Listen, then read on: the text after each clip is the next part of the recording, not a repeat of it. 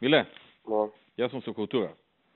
Зошто си им советува наместо продажба на земјиште со услови, за да се остапи дел од просторот, додат на јавно-приватно? не можеш председатели, гледав на сите закони, не можеш никако со земјиште, бидејќи има таму изградени објекти кои се впишани во имотен лист. Значи направивме целосна анализа, Ќе ги слушаме. Направивме целосна анализа најдобро се јавно-приватно партнерство. До сега од државата никој не направил нешто по тој закон за приватно јавно. Второ, како планираш ти офицерски дом да го продава? Ама таму е чисто земјиште. Што? Земјиште е таму само. Па и овде е земјиште. Ќе осушиме ова? Ако се струши, окей. Тоа е чисто земјиште, ма како ќе струшиме?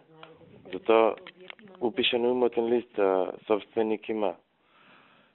Театарџиите ќе си ги пребациме во МОП или во дом на Арама. Го гледавме и ние таа опција, Бараката ќе се сруши и ќе се продаде земјиштето. И во условите ќе пишува дека тој што ќе го купи треба да остапи толку и толку површина за публика, за сцена, за грамјорни, висина во тој дел толку и волку и да работи согласно идејното решение што е да. Како градската куќа.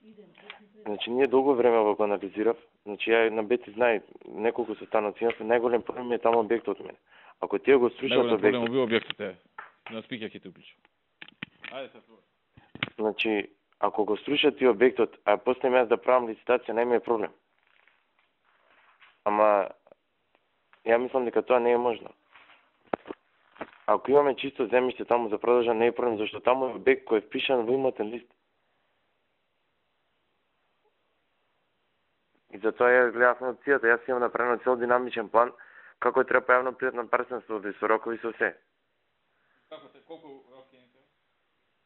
Затоа од распишување на тендер едно 4-5 месеци.